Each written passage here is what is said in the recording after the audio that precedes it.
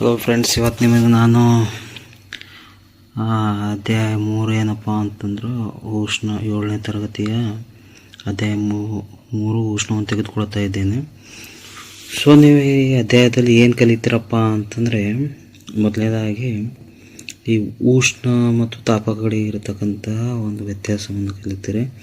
ಆ ನಂತರ ಏನಪ್ಪ ಅಂತಂದ್ರೆ ತಾಪವನ್ನು ನಾವು ಎದರಲ್ಲಿ ಅಳಿತೀವಿ ಅಂಬೋದು, ಆನಂತರ ಉಷ್ಣದ ವರ್ಗಾವಣೆಯನ್ನು ಕಲಿತೇವೆ.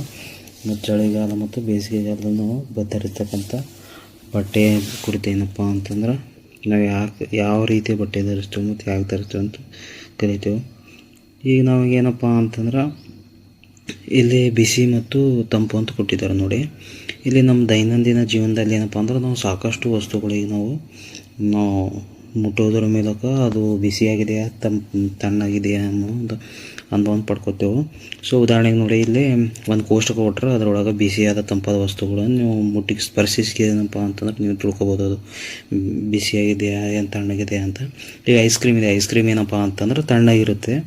ಸೊ ಅದು ಆನಂತರ ಚಹಾ ಲೋಟದಲ್ಲಿರುವಂಥ ಚಮಚ ಇದೆ, ಆ ಚಮಚ ಏನು ಬಿಸಿಯಾದ ಚಹಾ ಲೋಟದಲ್ಲಿನ ಚಮಚ ಏನಪ್ಪ ಬಿಸಿಯಾದ ಏನು ತಣ್ಣಗದ ಅಂತಂದ್ರೆ ನೀವು ಅದು ಬೆಚ್ಚಗದ ಅಂತ ಹೇಳ್ಬೋದು ನೀವು. ಈಗ ಹಣ್ಣಿನ ರಸ ಏನಪ್ಪ ಅಂತ ತಣ್ಣಗಿರ್ತದ, ಬೆಚ್ಚಗಂದ್ರೆ ತಣ್ಣಗಿರ್ತದೆ ಅಂತ ಹೇಳ್ಬೋದು. ಬಾಣಲೆ ಹಿಡಿಕೆ ಏನಪ್ಪ ಅಂತಂದ್ರೆ ಅದು ಏನು ತಣ್ಣಗಿದೆಯಾ ಬೆಚ್ಚಗಿದೆಯಾ ಅಂತಂದ್ರೆ ನೀವು ಅದಕ್ಕೆ ನೀವು ಬೆಚ್ಚಗಿದೆ ಅಂತ ಹೇಳ್ತೇವೆ. ಈ ಥರ ಏನಪ್ಪ ಅಂತಂದ್ರೆ ನಾವು ಸಾಕಷ್ಟು ವಸ್ತುಗಳಿಗೆ ಸ್ಪರ್ಶ ಮಾಡಿಕೆಸಿ ಮುಟ್ಟುವುದ್ರ ಮೂಲಕ ಏನಪ್ಪ ಅಂತಂದ್ರೆ ಅದು ಬಿಸಿಯಾಗಿದೆಯಾ ತಣ್ಣಗಿದೆಯಾ ಅಂತ ನಾವು ಅದಕ್ಕೆ ನಾವು ತಿಳ್ಕೊಬೋದು. ಅದೇನಪ್ಪ ಅಂತಂದ್ರೆ ಅದರ ತಾಪವನ್ನು ತಿಳ್ಕೊಬೋದು. ಆದರೆ ನಾವೇನಪ್ಪ ಅಂತಂದ್ರೆ ಅತಿ ಹೆಚ್ಚಾಗಿರುವಂತಹ ಬಿಸಿಯಾಗಿರ್ತಕ್ಕಂಥ ಅತಿ ತಂಪಾಗಿರ್ತಕ್ಕಂಥ ವಸ್ತುಗಳು ಎಲ್ಲದಕ್ಕೇನಪ್ಪ ಅಂತಂದ್ರೆ ನಾವು ಸ್ಪರ್ಶಿಸಿ ನೋಡಲಿಕ್ಕೆ ಆಗೋದಿಲ್ಲ. ಉದಾಹರಣೆಗೆ ಚಟುವಟಿಕೆ 3.1 ಇಲ್ಲಿ ಒಂದು ಕೊಟ್ಟಿದ್ದಾರೆ. ಈ ಚಟುವಟಿಕೆಯಲ್ಲಿ ನೋಡಿ ನೀರು ಕೊಟ್ಟಿದ್ದಾರೆ, 3 ರೀತಿ ನೀರು ಹಾಕಿದ್ದಾರೆ. ABC ಅಂತ ಏನಪ್ಪ ಅಂತಂದ್ರೆ 3ರಲ್ಲಿ ಏನಪ್ಪ ಅಂತಂದ್ರೆ ನೀರು ಹಾಕಿದ್ದಾರೆ. ಅದರಲ್ಲಿ ABCಯಲ್ಲಿ ನೋಡಿ, ಒಂದರಲ್ಲಿ ಎಡಗೈ ಬಲಗೈ ಮತ್ತು ಆನಂತರ ಏನಪ್ಪ 2 ಕೈ ಒಂದರಲ್ಲಿ ಅದ್ದಿದ್ದಾರೆ. ಈಗ ಮೊದಲನಲ್ಲಿ ಏನಪ್ಪ ಅಂದ್ರೆ ಬಿಸಿ ನೀರಿದೆ, ಎನಲ್ಲಿ ಬಿಸಿ ನೀರಿದೆ, ಬಿನಲ್ಲಿ ಏನಪ್ಪ ಅಂದ್ರೆ ತಣ್ಣ ನೀರಿದೆ, ಸಿನಲ್ಲಿ ಏನಪ್ಪ ಅಂತಂದ್ರೆ ಒಂದು ನಾರ್ಮಲ್ ನೀರಿದೆ. ಅದರಲ್ಲಿ ನೀವು ಕೈ ಹಾಕಿದಾಗ ಏನಾಗುತ್ತೆ ನೋಡೋಣ. ಬಿಸಿ ನೀರಿದೆ ಅಂತಂದ್ರೆ ಬಿಸಿಯಾದ ಅನುಭವ ಆಗುತ್ತದೆ. ಈಗ ಬಿಯಲ್ಲಿ ಏನಪ್ಪ ಅಂತಂದ್ರೆ ನಮ್ಮ ಕೈಯನ್ನು ಹಾಕಿದೆವು ಅಂತಂದಾಗ ನಮ್ಮದು ಬಲಗೈಯನ್ನು ಹಾಕಿದಾಗ ಏನಪ್ಪ ಅಂತ ಎನಲ್ಲಿ ಎಡಗೈ ಹಾಕಿ, ಸೊ ಅವಾಗ ಬಿಸಿ ನೀರು ಅನುಭವ ಆಗುತ್ತೆ. ಬಿನಲ್ಲಿ ಬಲಗೈ ಹಾಕಿ ಅವಾಗ ನಿಮಗೇನಪ್ಪ ಅಂತಂದ್ರೆ ತಣ್ಣಗಿನ ಅನುಭವ ಆಗುತ್ತದೆ ಅಂತ. ಆ ನಂತರ 2 ಕೈಗಳನ್ನು ತೆಗೆದು ಸಿಯಲ್ಲಿ ಹಾಕಿ ಅವಾಗ ನಿಮಗೆ ಯಾವ ಅನುಭವ ಆಗುತ್ತೆ ಅಂತಂದ್ರೆ ಅವಾಗ ನಿಮಗಲ್ಲಿ ತಣ್ಣಗೂ ಬೆಚ್ಚಗೆ ಏನಪ್ಪ ಅಂತಂದ್ರೆ ಅವುಗಳ ಆ ನೀರು ಬಿಸಿ ಇದೆ ತಂಪ ಇದೆ ಅನ್ನೋದು ನಿಮಗೆ ಸ್ಪಷ್ಟವಾಗಿ ಗೊತ್ತಾಗೋದಿಲ್ಲ. ಸೊ ಹಾಗಾಗಿ ಏನಪ್ಪ ಅಂತಂದ್ರೆ ನಾವು ಸ್ಪರ್ಶಿಸುವುದರ ಮೂಲಕ ಮಾತ್ರ ವಸ್ತುಗಳ ತಾಪವನ್ನು ಅಳತೆ ಮಾಡಲು ಆಗುವುದಿಲ್ಲ ಅಂತ ಹೇಳ್ಬೋದು ನಾವು. ಸೊ ಅದಕ್ಕಾಗಿ ಏನು ಮಾಡಬೇಕಪ್ಪ ಅಂದರೆ ಸ್ಪರ್ಶ ಜ್ಞಾನದಿಂದ ಮಾತ್ರ ನಾವು ವಸ್ತುವಿನ ತಾಪವನ್ನು ಅಳತೆ ಮಾಡ್ಬೋದು ಅಂತಂದ್ರೆ ಆಗಲ್ಲ, ಸಾಧ್ಯ ಇಲ್ಲ ಅಂತ. ಸೊ ಹಾಗಾದರೆ ಏನು ಮಾಡಬೇಕಪ್ಪ ಅಂತಂದ್ರೆ ಈಗ ನೋಡ್ರಿ, ಇಲ್ಲಿ ವಸ್ತುವಿನ ಉಷ್ಣತೆಯ ಮಟ್ಟದ ಒಂದು ವಿಶ್ವಸನೀಯ ಅಳತೆ ಅದರ ತಾಪ, ಟೆಂಪರೇಚರ್ ಅಂತ ಹೇಳ್ತೀವಿ ಇಂಗ್ಲೀಷ್ನಲ್ಲಿ. ಸೊ ಈ ತಾಪವನ್ನು ಅಳೆಯುವ ಸಾಧನ ಯಾವುದಪ್ಪ ಅಂತಂದ್ರೆ ತಾಪಮಾಪಕ ಅಥವಾ ಥರ್ಮೋಮೀಟರ್ ಅಂತ ಹೇಳ್ತಾರೆ. ಈ ತಾಪವನ್ನು ಅಳಿಬೇಕಪ್ಪ ಅಂತಂದ್ರೆ ನಾವು 2 ಏನಪ್ಪ ಅಂದ್ರೆ ತಾಪಮಾಪಕಗಳನ್ನು ಸಾಮಾನ್ಯವಾಗಿ ಬಳಸ್ತೇವೆ.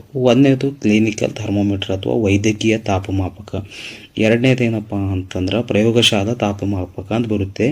ಈಗ ನಾವು ಒಂದನೇದು ವೈದ್ಯಕೀಯ ತಾಪಮಾಪಕವನ್ನು ನೋಡೋಣ. ಇಲ್ಲಿ ವೈದ್ಯಕೀಯ ತಾಪಮಾಪಕದ ಚಿತ್ರವನ್ನು ಕೊಟ್ಟಿದ್ದಾರೆ. ಇದರಲ್ಲಿ ನೋಡಿ, ಇದರದ್ದು ನಿಮಗೂ ವ್ಯಾಪ್ತಿಯನ್ನು ಕೇಳ್ತಾರೆ. ಈ ವೈದ್ಯಕೀಯ ತಾಪಮಾಪಕ ಏನಪ್ಪ ಅಂದ್ರೆ 35ರಿಂದ 42 ಡಿಗ್ರಿ ಸೆಲ್ಸಿಯಸ್ವರೆಗೆ ಏನಪ್ಪ ಅಂದ್ರೆ ಇದ್ರ ವ್ಯಾಪ್ತಿ ಇದೆ.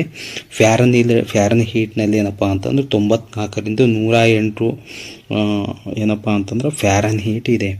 ಸೊ ಇದ್ರದ್ದು ವ್ಯಾಪ್ತಿ ಏನಪ್ಪ ಅಂದ್ರೆ ಚೆನ್ನಾಗಿ ನೆನಪಿಟ್ಕೊಳ್ಳಿ, 35ರಿಂದ 42 ಡಿಗ್ರಿ ಸೆಲ್ಸಿಯಸ್ಸು, ಆನಂತರ 94ರಿಂದ 108 ಫ್ಯಾರನ್ ಹೀಟ್ಗಳು ಇದೆ ಇದು.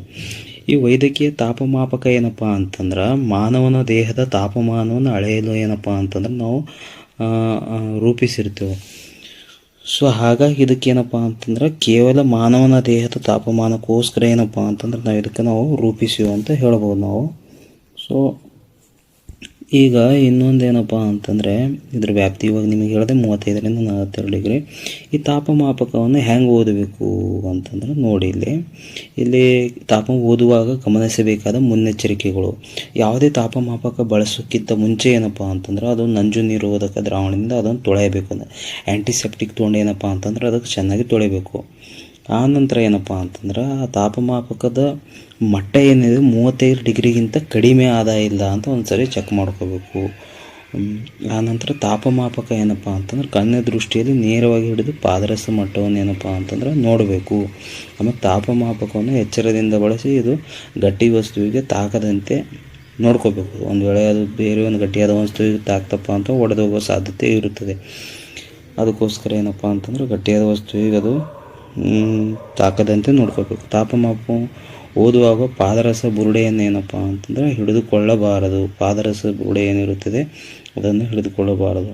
ಇವೇನಪ್ಪ ಅಂದರೆ ಇಷ್ಟು ನಾವು ಮುನ್ನೆಚ್ಚರಿಕೆ ಕ್ರಮಗಳನ್ನು ಏನಪ್ಪ ಅಂತಂದರೆ ನಾವು ವೈದ್ಯಕೀಯ ತಾಪಮಾಪ ಬಳಸೋಕ್ಕಿಂತ ಮುಂಚೆ 5 ಮುನ್ನೆಚ್ಚರಿಕೆ ಕ್ರಮಗಳನ್ನು ನಾವು ಜಾಗ್ರತೆಯಿಂದ ವಹಿಸಬೇಕು ಅಂತ. ಈಗ ಇನ್ನೊಂದೇನಪ್ಪ ಅಂತಂದ್ರೆ ಮಾನವ ದೇಹದ ಸಾಮಾನ್ಯ ತಾಪ ಎಷ್ಟು ಅಂತಂದ್ರೆ 37 ಡಿಗ್ರಿ ಸೆಲ್ಸಿಯಸ್ ಅಂತ ಹೇಳ್ತಾರೆ. ಸೊ ಇದು 37 ಡಿಗ್ರಿ ಸೆಲ್ಸಿಯಸ್ ಇದು ಸರಾಸರಿಯಪ್ಪ. ಎಲ್ಲ ಮಾನವನ ದೇಹದ ತಾಪಮಾನ ಏನಪ್ಪ ಅಂದ್ರೆ 37 ಡಿಗ್ರಿ ಸೆಲ್ಸಿಯಸ್ ಆಗಿರೋದಿಲ್ಲ. ಇದೇನಪ್ಪ ಅಂತಂದರೆ ಸರಾಸರಿ ಇರುತ್ತದೆ. ಈಗ 35 ಕನಿಷ್ಠ ಏನಪ್ಪ ಅಂತಂದರೆ ಇದು ವೈದ್ಯಕೀಯ ತಾಪಮಾನದಲ್ಲಿ ಕನಿಷ್ಠ ಏನಪ್ಪ ಅಂದ್ರೆ 35 ಡಿಗ್ರಿ ಸೆಲ್ಸಿಯಸ್, ಗರಿಷ್ಠ ಏನಪ್ಪ ಅಂತಂದರೆ 42 ಡಿಗ್ರಿ ಸೆಲ್ಸಿಯಸ್ ಕೊಟ್ಟಿದ್ದಾರೆ. ಅವುಗಳನ್ನು ಕೂಡಿಸಿ 35 ಮತ್ತು 42 ಕೂಡಿಸ್ರಿ ಏನಪ್ಪ ಅಂತಂದ್ರೆ ಎಷ್ಟು 77 ಆಗುತ್ತೆ. ಅದಕ್ಕೆ ಭಾಗಿಲೆ 2 ಮಾಡಿ ಅವಾಗ ಎಷ್ಟು ಬರುತ್ತಪ್ಪ ಅಂತಂದ್ರೆ 77 ಅಂತಂದ್ರೆ ಸರಿ ಸುಮಾರು 30 ಏನಪ್ಪ ಅಂತಂದ್ರೆ 6 ಪಾಯಿಂಟ್ ಸಮಥಿಂಗ್ ಬರುತ್ತೆ. ಹಾಗಾಗಿ ನಾವು ಸರಾಸರಿ 37 ತೋತೀವಿ ನೋಡಿ. ಸೊ ಅದಕ್ಕೋಸ್ಕರ ಏನಪ್ಪ ಅಂತಂದ್ರೆ 37ರ ಆಸುಪಾಸಿನಲ್ಲಿ ಇರ್ತ ಅಂತ. ಸೊ ಇನ್ನೊಂದೇನಪ್ಪ ಅಂತಂದರೆ ಇಲ್ಲಿ ಇದು ನಾವು ವೈದ್ಯಕೀಯ ತಾಪಮಾಪಕದ ಕುರಿತಾಗಿ ನೋಡಿದೆವು. ಆಮೇಲೆ ಮಾನವನ ಸರಾಸರಿ ದೇಹ ತಾಪ ಎಷ್ಟಪ್ಪ ಅಂದ್ರೆ 37 ಅಂತ ಹೇಳಬೇಕು. ನೆಕ್ಸ್ಟ್ ಇನ್ನೊಂದೇನಪ್ಪ ಅಂತಂದ್ರೆ ಈಗ ನಾವು ಈ ಒಂದು ಇನ್ನೊಂದು ಎಚ್ಚರಿಕೆ ಅಂತ ಕೊಟ್ಟಿದ್ದಾರೆ. ಮಾನವ ದೇಹವನ್ನು ಹೊರತುಪಡಿಸಿ ಬೇರೆ ಯಾವುದೇ ವಸ್ತುಗಳ ತಾಪವನ್ನು ಅಳೆಯಲೇನಪ್ಪ ಅಂತಂದ್ರೆ ನಾವು ವೈದ್ಯಕೀಯ ತಾಪಮಾಪಕವನ್ನು ಉಪಯೋಗಿಸಬಾರ್ದು. ಈ ತಾಪಮಾಪಕ ಏನಪ್ಪ ಅಂತ ಯಾಕೆ ಉಪಯೋಗಿಸಬಾರ್ದಪ್ಪ ಅಂತಂದ್ರೆ ಅತಿ ಹೆಚ್ಚು ಬಿಸಿಯಾದಂತಹ ಯಾವುದೇ ಒಂದು ವಸ್ತು ಇತ್ತು ಅಥವಾ ನೀರಿತ್ತು ಅಂತ ಅದರಲ್ಲಿ ಹಾಕಿದೆವಪ್ಪ ಅಂತಂದ್ರೆ ತಾಪಮಾಪಕ ಏನಪ್ಪ ಅಂದ್ರೆ ಒಡೆದೋಗೋ ಸಾಧ್ಯತೆ ಜಾಸ್ತಿ ಇರುತ್ತೆ. ಅಥವಾ ಬಿಸಿಯಾದಂಥ ಒಂದು ಜಾವಲಿಯಲ್ಲಿ ಒಯ್ದಿಟ್ಟೆವಪ್ಪ ಅಂತಂದ್ರೆ ಅದು ಒಡೆದುವಂಥ ಸಾಧ್ಯತೆ ಇರುತ್ತೆ. ಅದರಿಂದ ನಮಗೆ ಹಾನಿ ಆಗೋ ಸಾಧ್ಯತೆ. ಅದಕ್ಕೋಸ್ಕರ ಏನಪ್ಪ ಅಂತಂದ್ರೆ ಅದಕ್ಕೆ ನಾವು ಕೇವಲ ಮಾನವನ ದೇಹದ ಉಷ್ಣ ತಾಪವನ್ನು ಅಳೆಯಲು ಮಾತ್ರ ಬಳಸಬೇಕು. ನೆಕ್ಸ್ಟು ಪ್ರಯೋಗಶಾಲಾ ತಾಪಮಾಪಕ. ಇದೇನಪ್ಪ ಇದಕ್ಕೆ ಲ್ಯಾಬೊರೇಟರಿ ಥರ್ಮೋಮೀಟರ್ ಅಂತ ಹೇಳ್ತೇವೆ. ಸೊ ಇದೇನಪ್ಪ ಅಂತಂದ್ರೆ ಎಲ್ಲ ಮಾನವನ ದೇಹ ಬಿಟ್ಟು ಏನಪ್ಪ ಅಂತಂದರೆ ಎಲ್ಲ ಬೇರೆ ವಸ್ತುಗಳ ತಾಪವನ್ನು ಅಳೆಯಲಿಕ್ಕೆ ಏನಪ್ಪ ಅಂತಂದರೆ ಈ ವೈದ್ಯಕೀಯ ತಾಪಮಾಪಕವನ್ನು ಅಳಿತೇವೆ. ಸೊ ಇಲ್ಲಿ ಇದನ್ನು ನೋಡಿ. ಆಮೇಲೆ ಇದರದ್ದು ಗರಿಷ್ಠ ಏನಪ್ಪ ಅಂತಂದ್ರೆ ವ್ಯಾಪ್ತಿ, ತಾಪಮಾಪಕದ ವ್ಯಾಪ್ತಿ ಎಷ್ಟಪ್ಪ ಅಂತಂದ್ರೆ ಇದರಲ್ಲಿಂದ ಎಷ್ಟು ವ್ಯಾಪ್ತಿ ಎಷ್ಟು ಅಳಿಬೋದಪ್ಪ ಅಂತಂದ್ರೆ -110 ಡಿಗ್ರಿಯಿಂದ ಏನಪ್ಪ ಅಂದ್ರೆ -10 ಡಿಗ್ರಿಯಿಂದ 110 ಡಿಗ್ರಿ ಸೆಲ್ಸಿಯಸ್ವರೆಗೆ ಏನಪ್ಪ ಅಂದರೆ ಇದರದ್ದು ಈ ಪ್ರಯೋಗಶಾಲಾ ತಾಪಮಾಪಕದ ವ್ಯಾಪ್ತಿ ಇರುತ್ತೆ. ಪ್ರಯೋಗಶಾಲಾ ತಾಪಮಾಪಕದ ವ್ಯಾಪ್ತಿ ಕೇಳಿದ್ರೆ ಹೇಳಬೇಕು. ಆಮೇಲೆ ಇನ್ನೊಂದು ಏನಪ್ಪ ಅಂತಂದ್ರೆ ಇಲ್ಲಿ ಚಿತ್ರ 3.5ರಲ್ಲಿ ಪ್ರಯೋಗಶಾಲಾ ತಾಪಮಾನ ನೀರಿನ ತಾಪವನ್ನು ಅಳೆಯುತ್ತಿರುವುದು ಅಂತ ಕೊಟ್ಟಿದ್ದಾರೆ. ಸೊ ಇಲ್ಲಿ ನೀವು ಇದಕ್ಕೇನಪ್ಪ ಅಂತಂದ್ರೆ ವೈದ್ಯಕೀಯ ತಾಪಮಾಪಕವನ್ನು ಬಳಸುವಾಗ ನಾವು ವಹಿಸ್ತಕ್ಕಂಥ ಮುನ್ನೆಚ್ಚರಿಕೆ ಕ್ರಮಗಳು ಯಾವ್ಯಾವಪ್ಪ ಅಂತಂದ್ರೆ ಓರೆಯಾಗಿರೋದೇ ನೇರವಾಗಿ ಹಿಡಿಬೇಕು. ಈ ಚಿತ್ರದಲ್ಲಿ ನೋಡಿ ನೇರವಾಗಿ ಹಿಡಿದಿದ್ದಾರೆ. ಸೊ ನೇರವಾಗಿ ಏನಪ್ಪ ಅಂತಂದರೆ ಹೇಳಬೇಕು. ಪಾದರಸ ಬುರುಡೆಯು ತಾಪವನ್ನು ಅಳೆಯಬೇಕಾದ ಪದಾರ್ಥದಿಂದ ಎಲ್ಲ ಬದಿಗಳಲ್ಲೂ ಆವರಿಸಲ್ಪಟ್ಟಿರಲಿ. ಪಾತ್ರೆಯ ಮೈಗೆ ಪಾದರಸ ಬುರುಡೆ ತಾಕದಂತಿರಲಿ. ಆಮೇಲೆ ಏನಪ್ಪ ಅಂತಂದ್ರೆ ಇದು ನೇರವಾಗಿ ಹಿಡಿದಿರಬೇಕು. ಆಮೇಲೆ ಏನಪ್ಪ ಅಂತಂದ್ರೆ ಪಾದರಸ ಈ ಪಾತ್ರೆ ಮೈಗೆ ಪಾದರಸ ಬುರುಡೆ ತಾಕಬಾರ್ದು. ಸೊ ಕೆಳ ಪಾದರಸ ಇರುತ್ತಲ್ಲ ಅದೇನಪ್ಪ ಅಂತಂದ್ರೆ ಕೆಳಗಿರ್ತಕ್ಕಂತಹ ಒಂದು ಗಾಜಿಗೆ ಏನಪ್ಪ ಅಂತಂದ್ರೆ ಹತ್ತಬಾರ್ದು. ಸೊ ಆ ಥರ ಏನಪ್ಪ ಅಂತಂದ್ರೆ ಅದಕ್ಕೆ ನಾವು ನೇರವಾಗಿ ಹಿಡಿಬೇಕು ಅಂತ ಹೇಳ್ತಾರೆ. ಸೊ ನಮಗೇನಪ್ಪ ಅಂತಂದರೆ ಏನು ಕೇಳ್ಬೋದು, ಪಾದರಸ ಈ ವೈದ್ಯಕೀಯ ತಾಪಮಾಪಕ ಮತ್ತು ಪ್ರಯೋಗಶಾಲಾ ತಾಪಮಾಪಕಗಳಿರೋ ವ್ಯತ್ಯಾಸ ಏನು ಅಂತ ಕೇಳಿದ್ರೆ ನೀವು ಒಂದು 2-3 ಪಾಯಿಂಟ್ ಬರಿಬೋದು. ಈ ವೈದ್ಯಕೀಯ ತಾಪಮಾಪಕ ಅಂತ ವಸ್ತುಗಳ ತಾಪವನ್ನು ಪ್ರಯೋಗಶಾಲಾ ತಾಪಮಾಪಕ ಅಂದರೆ ವಸ್ತುಗಳ ತಾಪ ಅಳೆಯಲು ಬಳಸ್ತಾರೆ. ವೈದ್ಯಕೀಯ ತಾಪಮಾಪಕ ಅಂದರೆ ಕೇವಲ ಮಾನವ ತಾಪವನ್ನು ಅಳೆಯಲು ಮಾತ್ರ ಬಳಸ್ತೀವಿ ಅಂತ ಹೇಳ್ಬೇಕು. ಇದರ ವ್ಯಾಪ್ತಿ ಏನಪ್ಪ ಅಂತ ಪ್ರಯೋಗಶಾಲಾ ತಾಪಮಾಪಕ ವ್ಯಾಪ್ತಿ -10ರಿಂದ 110 ಡಿಗ್ರಿ ಸೆಲ್ಸಿಯಸ್ ಅಂದರೆ ಈ ವೈದ್ಯಕೀಯ ತಾಪಮಾಪಕ ಏನಪ್ಪ ಅಂದರೆ 35ರಿಂದ 42 ಡಿಗ್ರಿ ಸೆಲ್ಸಿಯಸ್ ಅಂತ ನಾವು ಹೇಳಬೇಕು. ಇವೇನಪ್ಪ ಅಂತಂದ್ರೆ ಮೇನಾಗಿ ಹೇಳಬೇಕಾಗಿದ್ದಪ್ಪ ಅಂತಂದ್ರೆ ಅದು. ನೆಕ್ಸ್ಟ್ ಈಗ ನಾವು ಈ ವೈದ್ಯಕೀಯ ತಾಪಮಾಪಕ ಆಯಿತು, ಆಮೇಲೆ ತಾಪವನ್ನು ಅಳಿಬೇಕಪ್ಪ ಅಂದ್ರೆ ವೈದ್ಯಕೀಯ ತಾಪಮಾಪಕದಲ್ಲಿ ಅಳಿತೀವಿ, ಪ್ರಯೋಗಶಾಲಾ ತಾಪಮಾಪಕದಲ್ಲಿ ಅಳಿತೀವಿ. ಇತ್ತೀಚೆಗೆ ಏನಪ್ಪ ಅಂದರೆ ಡಿಜಿಟಲ್ ತಾಪಮಾಪಕಗಳು ಬಂದಿದ್ದಾವೆ. ಸೊ ಇಲ್ಲಿ ನೋಡಿ, ವೈದ್ಯಕೀಯ ತಾಪಮಾಪಕ ಮತ್ತು ಪ್ರಯೋಗಶಾಲಾ ತಾಪಮಾಪಕ ಇರತಕ್ಕಂತಹ ಮುಖ್ಯವಾದ ವ್ಯತ್ಯಾಸ ಏನಪ್ಪ ಅಂದರೆ ವೈದ್ಯಕೀಯ ತಾಪಮಾಪಕದ ಒಂದು ವಕ್ರತೆಯನ್ನು ಹೊಂದಿದೆ. ಇಲ್ಲಿ ನೋಡ್ರಿ ವಕ್ರತೆ ಹೊಂದಿದೆ ನೋಡ್ರಿ. ಆ ವಕ್ರತೆ ಏನಪ್ಪ ಅಂತಂದ್ರೆ ಈ ಪಾದರಸ ಏನಪ್ಪ ಅಂತಂದ್ರೆ ಸಡನ್ಲಿ ಕೆಳಗೆ ಬರಲ್ದಂಗೆ ಏನಪ್ಪ ಅಂತಂದು ತಡಿತೇವೆ. ಇದಕ್ಕೆ ನಾವು ವಕ್ರತೆ ಕಿಂಕ್ ಅಂತ ಕರಿತಾರೆ. ಇದಕ್ಕೆ ಈ ಕಿಂಕ್ ಏನಪ್ಪ ಅಂತಂದ್ರೆ ಪಾದರಸ ಏನಪ್ಪ ಅಂತಂದ್ರೆ ಸಡನ್ಲಿ ಕೆಳಗೆ ಬರಲ್ದಂಗೆ ತಡೆಗಟ್ಟುತ್ತದೆ. ಆದ್ದರಿಂದ ಏನಪ್ಪ ಅಂದರೆ ಇದು ಬಳಸ್ತೇವೆ. ಆಮೇಲೆ ನೋಡ್ರಿ ಇಲ್ಲಿದೆ ಡಿಜಿಟಲ್ ತಾಪಮಾಪಕಗಳು ಏನಪ್ಪ ಅಂದರೆ ಇತ್ತೀಚೆಗೆ ಬಂದವು. ಸೊ ಈಗ ಉಷ್ಣದ ವರ್ಗಾವಣೆ ನೋಡಿ, ಈ ಉಷ್ಣದ ವರ್ಗಾವಣೆ ಹೆಂಗೆ ಆಗ್ತಪ್ಪ ಅಂತಂದ್ರೆ ಈ ಉಷ್ಣ ಏನಪ್ಪ ಅಂತಂದ್ರೆ ಈಗ ಸಾಮಾನ್ಯವಾಗಿ ಘನ ವಸ್ತುಗಳಲ್ಲಿ ಏನಪ್ಪ ಅಂತಂದ್ರೆ ಉಷ್ಣ ಈ ಒಂದು ಕಣಗಳ ಕಂಪನದಿಂದ ಏನಪ್ಪ ಅಂತಂದ್ರೆ ಈ ಕಣಗಳ ತಂಪಿನ ಇದು ಹೆಚ್ಚಿನ ಬಿಸಿಯಿಂದ ಏನಪ್ಪ ಅಂತಂದ್ರೆ ತಣ್ಣನೆಯ ಒಂದು ಭಾಗಕ್ಕೆ ಏನಪ್ಪ ಅಂತಂದ್ರೆ ವರ್ಗಾವಣೆ ಆಗುತ್ತದೆ. ಆಮೇಲೆ ಅನಿಲ ಮತ್ತು ದ್ರವಗಳಲ್ಲಿ ಏನಪ್ಪ ಅಂತಂದ್ರೆ ಇದಕ್ಕೂ ನಾವು ಉಷ್ಣ ವರ್ಗಾವಣೆ ಆಗೋದಕ್ಕೆ ನಾವು ಸಂವಹನ ಅಂತ ಹೇಳ್ತೇವೆ. ಘನದಲ್ಲಿ ವರ್ಗಾವಣೆ ಆದರೆ ಅದಕ್ಕೆ ನಾವೇನಪ್ಪ ಅಂತಂದ್ರೆ ವಹನ ಅಂತ ಹೇಳ್ತೇವೆ. ಅದು ಚೆನ್ನಾಗಿ ನೆನಪಿಟ್ಕೊಳ್ಳಿ. ಆಮೇಲೆ ನೆಕ್ಸ್ಟ್ ಇನ್ನೊಂದು ವಿಕಿರಣ ವಿಧಾನ ಅಂತ ಬರುತ್ತೆ. ಇದು ಸೂರ್ಯನ ಬೆಳಕು ಭೂಮಿಗೆ ತಲುಪ್ತಾ ಇದೆ. ಸೊ ಅಲ್ಲಿ ನಡಬರ್ಕ್ ಮಾಧ್ಯಮನೇ ಇಲ್ಲದಲ್ಲಿ ಯಾವುದು.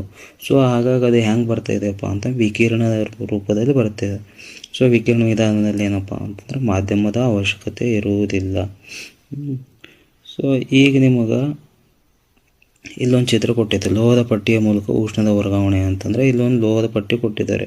ಅದು ನೀವು ತಾಮ್ರ ತಗೊಳ್ಳಿ, ಯಾವುದೋ ತೋರಿ, ವಸ್ತುವಿನ ಬಿಸಿಯಾದ ತುದಿಯಿಂದ ತಣ್ಣನೆಯ ತುದಿಗೆ ಉಷ್ಣವು ಪ್ರಸಾರವಾಗುವ ಪ್ರಕ್ರಿಯೆಗೆ ಏನಪ್ಪ ಅಂದರೆ ವಹನ ಎಂದು ಕಂಡಕ್ಷನ್ ಅಂತ ಹೇಳ್ತೇವೆ ನಾವು. ಸೊ ಸಾಮಾನ್ಯವಾಗಿ ಏನಪ್ಪ ಅಂತಂದ್ರೆ ಈ ಲೋಹಗಳಲ್ಲಿ ಇದೇನಪ್ಪ ಅಂತಂದ್ರೆ ಬಿಸಿಯಾದ ತುದಿಯಿಂದ ತಣ್ಣನೆ ಅಂದರೆ ಯಾವಾಗಲೂ ಬಿಸಿಯಾದ ತುದಿಯಿಂದ ಏನಪ್ಪ ಅಂತ ತಣ್ಣನೆಯ ತುದಿಗೆ ಏನಪ್ಪ ಅಂತಂದರೆ ಈ ಉಷ್ಣ ಹರಿತದ ಅಂತ ಘನ ವಸ್ತುಗಳಲ್ಲಿ ಸಾಮಾನ್ಯವಾಗಿ ಹರಿತದ. ಅಲೋಹಗಳಲ್ಲಿ ಏನಪ್ಪ ಅಂತಂದ್ರೆ ನಾವು ಸಾಮಾನ್ಯವಾಗಿ ಉಷ್ಣದ ಅವಾಹಕ ಇರುತ್ತೆ. ಇದು ಉಷ್ಣದ ಅವಾಹಕ ಯಾವುದು, ಇದು ಅಷ್ಟೊಂದು ಉತ್ತಮ ವಾಹಕ ಅಲ್ಲದ ಯಾವುದಪ್ಪ ಅಂದ್ರೆ ಅವಾಹಕ. ಸೊ ನೆಕ್ಸ್ಟ್ ಇನ್ನೊಂದು ಇದರಲ್ಲಿ ನೀವು ನೋಡ್ಬೋದು, ಇಲ್ಲಿ ಇದೊಂದು ವಿವಿಧ ವಸ್ತುಗಳಲ್ಲಿ ಉಷ್ಣವಾಹನ ಕ್ರಿಯೆ ಅಂತ ಹೇಳಿದ್ದಾರೆ. ಈ ಪ್ಲಾಸ್ಟಿಕ್ ಇದೆ, ಪ್ಲಾಸ್ಟಿಕ್ನಲ್ಲಿ ಏನಪ್ಪ ಅಂತಂದ್ರೆ ಅದು ಒಂದು ಉಷ್ಣದ ಅವಾಹಕ ಇದೆ. ಹಾಗಾಗಿ ಅದರದ್ದು ಏನಪ್ಪ ಅಂತಂದ್ರೆ ಅದರಲ್ಲಿ ಉಷ್ಣ ಹರಿಯುವುದಿಲ್ಲ ಅಂತ ಹೇಳ್ಬೋದು. ನೆಕ್ಸ್ಟ್ ಇಲ್ಲಿ ಸಣ್ಣ ಬೀಕರ್ ಅಥವಾ ಬಾಣಲೆ ನೀರನ್ನು ಕಾಯಿಸಿ ಸ್ಟೀಲ್ ಚಮಚ, ಪ್ಲಾಸ್ಟಿಕ್ ಸ್ಕೇಲ್, ಪೆನ್ಸಿಲ್ ಕೆಲವು ಉಪಕರಣಗಳು ಅವುಗಳ ಒಂದು ತುದಿಯನ್ನು ಬೀಕರಿನ ಬಿಸಿ ನೀರಿನಿಂದ ಅದ್ದಿ ಕೆಲವು ನಿಮಿಷಗಳ ನಂತರ ಅವುಗಳ ಇನ್ನೊಂದು ತುದಿಯನ್ನು ಮುಟ್ಟಿ ನೋಡಿ ಅಂತ ಹೇಳ್ತಾ ಇದ್ದಾರೆ. ಸೊ ಇಲ್ಲಿ ಅಂದರೆ ಅದ್ರದ್ದು ತಾಪಮಾನ ಅಳತೆ ಮಾಡಿ ಅಂತ ಹೇಳ್ತಾ ಇದ್ದಾರೆ. ಸೊ ಅದೇ ನಿಮಗೆ ಹೇಳಿದೆ ಅಲ್ಲ ನಾನು, ಉಷ್ಣ ವರ್ಗಾವಣೆ ಆಗಬೇಕಪ್ಪ ಅಂತಂದ್ರೆ ಈ ಒಂದು ವಾಹಕಗಳಲ್ಲಿ ಕಂಡಕ್ಟರ್ಸ್ನಲ್ಲಿ ಏನಪ್ಪ ಅಂದ್ರೆ ಉಷ್ಣ ವರ್ಗಾವಣೆ ಆಗುತ್ತದೆ. ಈ ಇನ್ಸುಲೇಟರ್ನಲ್ಲಿ ಏನಪ್ಪ ಅಂತಂದ್ರೆ ಉಷ್ಣ ವರ್ಗಾವಣೆ ಆಗೋದು. ಪ್ಲಾಸ್ಟಿಕ್ ಇರ್ಬೋದು, ಮರ ಇರ್ಬೋದು, ಅವುಗಳು ಏನಪ್ಪ ಅಂತ ಅಲ್ಪ ಉಷ್ಣ ವಾಹಕಗಳು. ಆಮೇಲೆ ಇನ್ನೊಂದು ಅವಾಹಕಗಳು, ಈ ಪ್ಲಾಸ್ಟಿಕ್ ಆಗಲಿ ಮರ ಆಗಲಿ. ಆಮೇಲೆ ಇನ್ನೊಂದು ಏನಪ್ಪ ಅಂತಂದ್ರೆ ಅಲ್ಪ ಉಷ್ಣ ವಾಹಕಗಳು ಅಂತ ಬರುತ್ತೆ, ಪುವರ್ ಕಂಡಕ್ಟರ್ಸ್. ಪ್ಲಾಸ್ಟಿಕ್ ಮರ ಆಗಿರ್ಬೋದು, ಅವು ಪುವರ್ ಕಂಡಕ್ಟರ್ಸ್ ಇರುತ್ತೆ. ಆಮೇಲೆ ಏನಪ್ಪ ಅಂತಂದ್ರೆ ಅವುಗಳಿಗೆ ನಾವೇನಂತಂದ್ರೆ ಅವಾಹಕಗಳು ಅಥವಾ ಇನ್ಸುಲೇಟರ್ಸ್ ಅಂತ ಹೇಳ್ತೇವೆ. ನೆಕ್ಸ್ಟ್ ಈಗ ನಿಮಗೆ ಇಲ್ಲಿ ಕನ್ವೆನ್ಷನ್ ಅಂತ ಕೊಟ್ಟಿದ್ದಾರೆ, ಸಂವಹನ ಅಂತ ಕೊಟ್ಟಿದ್ದಾರೆ. ಇದು ಅನಿಲ ಮತ್ತು ದ್ರವಗಳಲ್ಲಿ ನಡೆಯುತ್ತದೆ. ಇಲ್ಲಿ ಏನಾಗ್ತಾ ಇದೆಯಪ್ಪ ಅಂತಂದ್ರೆ ಕೆಳಗಡೆ ಏನಪ್ಪ ನೀರನ್ನು ಒಂದು ಉಷ್ಣ ಕೊಡ್ತಾ ಇದ್ದಾರೆ, ಒಂದು ಇದ್ರ ಮೂಲಕ ಏನಪ್ಪ ಅಂತಂದ್ರೆ ಉಷ್ಣ ಕೊಡ್ತಾಯಿದ್ರು. ಉಷ್ಣ ಕೊಟ್ಟಾಗ ಏನಪ್ಪ ಅಂತಂದ್ರೆ ಕೆಳಗಿರ್ತಕ್ಕಂಥ ಈ ನೀರಿನ ಕಣಗಳೇನಪ್ಪ ಅಂತಂದ್ರೆ ಬಿಸಿ ಆದಾಗ ಅವು ಚಲನೆಗೆ ಒಳಗಾಗ್ತಾವೆ.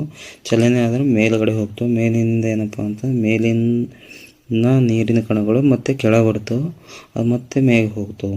ಈ ಥರ ಏನಪ್ಪ ಅಂತಂದ್ರೆ ಈ ಕ್ರಿಯೆ ಪುನರಾವರ್ತನೆ ಆಗ್ತಾರೆ. ಅದಕ್ಕೆ ನಾವು ಸಂವಹನ ಅಥವಾ ಕನ್ವೆನ್ಷನ್ ಅಂತ ಹೇಳ್ತೇವೆ. ಸೊ ಗಾಳಿಯಲ್ಲಿ ಉಷ್ಣ ಏನಪ್ಪ ಅಂತಂದ್ರೆ ಇದೇ ರೀತಿ ಆಗ್ತದೆ. ಸೇಮ್ ನೀರಿನಲ್ಲಿ ಹೆಂಗಾಗ್ತದೆ ಅದೇ ರೀತಿ ಏನಪ್ಪ ಅಂತಂದ್ರೆ ಆಗುತ್ತದೆ. ಈಗ ಇಲ್ಲಿ ಒಂದು ಮೇಣದ ಬಟ್ಟೆ ಸಂವಹನದಿಂದ ಗಾಳಿಯಲ್ಲಿ ಉಷ್ಣ ಪ್ರಸಾರ ಹೆಂಗಾಗ್ತಪ್ಪ ಅಂತಂದ್ರೆ ಒಂದು ಮ್ಯಾಗ ಒಂದು ಕೈ ಇಟ್ಕೊಂಡು ಕಟ್ಟಿದ್ದಾರೆ, ಪಕ್ಕದಲ್ಲಿ ಇಟ್ಟಿದ್ದಾರೆ. ಸೊ ಇಲ್ಲಿ ಏನಾಗ್ತಪ್ಪ ಅಂತಂದ್ರೆ ಉಷ್ಣ ಏನಪ್ಪ ಅಂತಂದ್ರೆ ಮೇಲೆ ನೇರವಾಗಿ ಏನಪ್ಪ ಅಂತಂದ್ರೆ ಮೇಲೆ ಚಲಿಸ್ತಾ ಇರ್ತದೆ. ಸೊ ಪಕ್ಕದಲ್ಲಿ ಏನಪ್ಪ ಅಂತಂದ್ರೆ ಉಷ್ಣ ಚಲಿಸೋದಿಲ್ಲ. ಹಾಗಾಗಿ ನಾವು ಮೇಲ್ಮುಖ ಉಷ್ಣ ಸಂವಹನ ನಡೀತದೆ ಅಂತ ಹೇಳ್ಬೋದು. ಗಾಳಿಯಲ್ಲಿ ಅಥವಾ ಅನಿಲಗಳಲ್ಲಿ ಮೇಲ್ಮುಖ ಉಷ್ಣ ಸಂವಹನ ನಡೀತದೆ ಅಂತ ಹೇಳಬೇಕು ನಾವು. ಸೊ ಈಗ ನಿಮಗೆ ಇನ್ನೊಂದು ಎರಡು ಇಂಪಾರ್ಟೆಂಟ್ ಅಂದರೆ ಕಡಲ ಗಾಳಿ ಅಥವಾ ಸಿ ಬ್ರೀಸ್ ಮತ್ತು ನೆಲಗಾಳಿ ಲ್ಯಾಂಡ್ ಬ್ರೀಸ್ ಅಂತ ಬರುತ್ತೆ. ಸೊ ಇಲ್ಲಿ ನೀವು ಚಿತ್ರ ನೋಡ್ಬೋದು. ಇಲ್ಲಿ ಹಗಲಿನ ಸಮಯದಲ್ಲಿ ಮತ್ತು ರಾತ್ರಿ ಸಮಯ ಅಂತ ಕೊಟ್ಟಿದ್ದಾರೆ.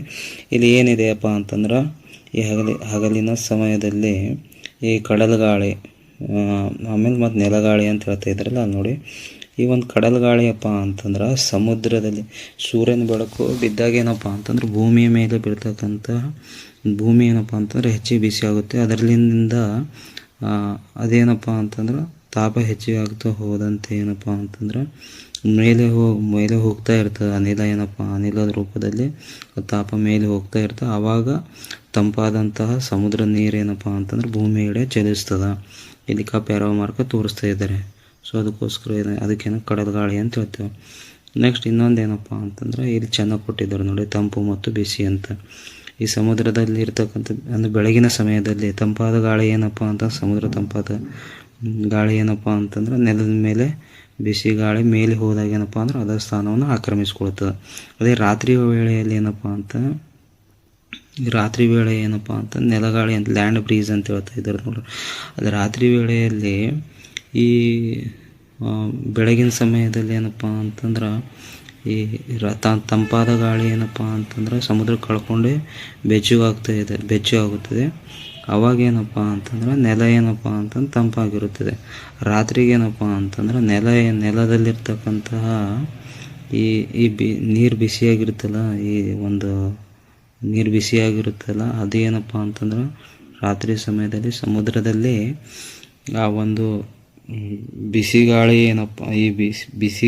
ಏನಪ್ಪ ಅಂತಂದ್ರೆ ನೆಲದ ಕಡೆ ಹೋಗುತ್ತದೆ. ತಂಪಾದ ಗಾಳಿ ಏನಪ್ಪ ಅಂತಂದ್ರೆ ಸಮುದ್ರದ ಕಡೆ ಬರುತ್ತದೆ. ಇಲ್ಲಿ ಚಿತ್ರ ಕೊಟ್ಟಿದ್ದಾರೆ ನೋಡ್ರಿ. ನೆಲದ ಮೇಲೆ ಇರ್ತಕ್ಕಂಥ ತಂಪಾದ ಗಾಳಿ ಏನಪ್ಪ ಅಂತಂದ್ರೆ ಸಮುದ್ರದೆಡೆ ಬರುತ್ತದೆ. ಆಮೇಲೆ ಬಿಸಿ ಗಾಳಿ ಏನಪ್ಪ ಅಂತಂದ್ರೆ ಮೇಲ್ಗಡೆ ಹೋಗುತ್ತದೆ. ಸೊ ಇದೇನಪ್ಪ ಅಂದ್ರೆ ಕಡಲ ಗಾಳಿ ಮತ್ತು ನೆಲಗಾಳಿ ಕೊಟ್ಟರೆ. ಆಮೇಲೆ ವಿಕಿರಣ ವಿಧಾನ ಅಂತ ಕೊಟ್ಟಿದ್ದಾರೆ.